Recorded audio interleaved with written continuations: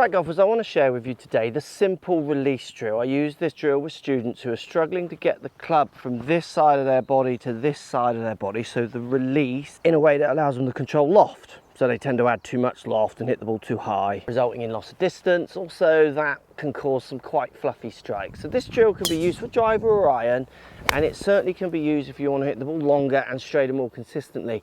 And just make the whole idea of releasing the club, so that moment where you need to really have control of the club, as simple as possible. What we need to try and get you doing is getting the club from this side of your body to this side of your body in a way where the club is going from around, pointing at this part of the, so out towards this camera in front of me, to down by the ball, hopefully pointing somewhere towards where you want the ball to start, to this side where it now is pointing this side of me. So in effect, it's going somewhere towards target.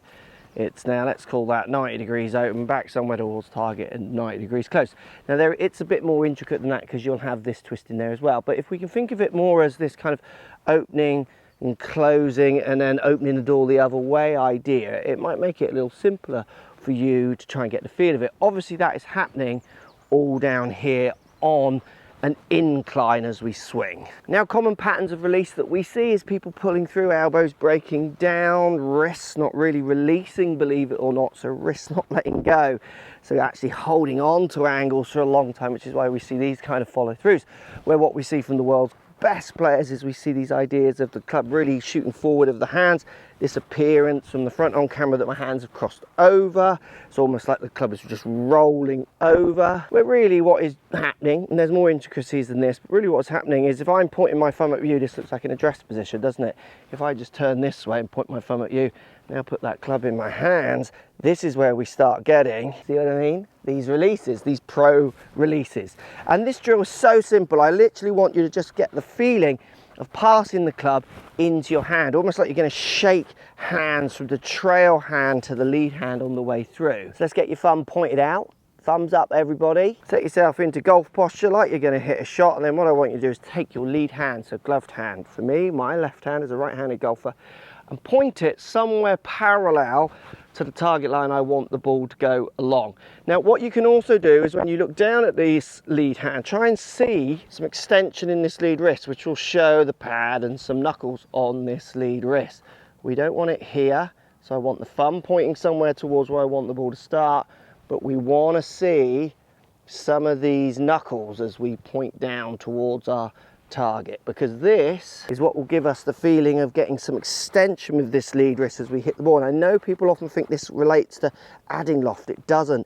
It's a process of hitting good shots as your wrist is coming in and it's starting to extend, and what we see from good players on the way through is they're very extended with their lead wrist in first parallel as they point this thumb out and might be slightly over or not, where amateurs often are just holding on. The lead wrist is actually going this way. See how it's extending as my arm is rotating, as my body is rotating. So with that lead wrist out in front of me, thumb pointing parallel to my target line, seeing a little bit of knuckles on that lead hand, I'm going to hold with my trail.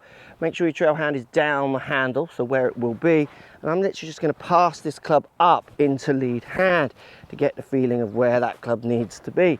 Now I'm going to do it now where I hold the club off, so I come through with this kind of position that we see from amateurs, and what you're going to notice is the club doesn't want to get into the hand. It doesn't really kind of fit in because it's now at the wrong angle. I need the club to be here for it to sit back in my grip. Having that thumb out at that angle, you're really going to start to realize if you're someone who holds off, or even if you're someone who turns the club over a lot. So if you're someone who finds that you kind of pull or overdraw balls, you're going to find when you put the club in your hand this way that the face wants to get really down at the ground. What we really want the face at this point is somewhere between pointing up at the sky to slightly turning over to the ground. That's ideal for lots of people who want to hit kind of straight, neutral, well lofted, flighted shots. Now what I love about this drill is I can use it in my prep. It's as good as my practice swing for me coming in and hitting a shot out there. I can work the feeling seamlessly into a shot, but there's more to what you can do this side to encourage this side a little better. Remember, these feelings you can use with a driver, hybrid, whatever, all your clubs. Now the next thing you can do, you're thinking about lead hand, pointing out at that target, thumb seeing some of those knuckles. I want you to start thinking about trail hand this side and how it makes sense to put the club into the hand this side. So I'm seeing my two knuckles, got the thumb parallel to my target line, trail hand in position. Now if I take the club back here and I point the club up to the sky, well, if I want to just pass that into this hand, I'm going to come through and see the face up at the sky. Don't want that. So if I keep that face pointed up to the sky and I've got to get it into that hand, now I'm going to start to go big rotations with my wrist, maybe my shoulders get involved, and now I get it in to get the angles that we want on the way through. But I've had to really contort my body. Remember, what we see from the good players is this kind of staying with the shot as their hips and shoulders are riding through. So what I can do, and you can practice, is think about your trail hand. Where you're thinking about your lead this side, let's think about your trail this side.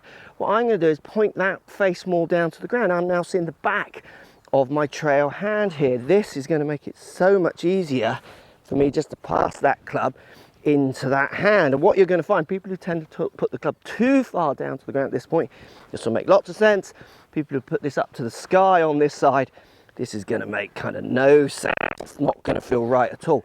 So trying to feel a trail hand pointing more palm down, on this side trying to feel a thumb and knuckle showing on the way through, you're going to get a really good relationship of getting these to match up. And then somewhere down here, obviously there's a lot that can still go wrong. Good players who get these positions still hit the ball offline. But what you're going to do is have a more consistent delivery of loft, a more consistent delivery of the sweet spot, better strikes, a more consistently delivery of low point as well. So you get ball then turf strikes a bit more. Palm down to the ground, pass it into that lead hand, work it into both shots. It makes sense when you're over the ball as well. Always bleed your drills with shots. That's one of the things I don't see students do enough. I promise you your strikes are going to improve massively. Now, if you want to understand how loft is used with your driver, for lots of people so incorrectly, this video has got these ideas in there where we compare pros to amateurs. The difference is shocking.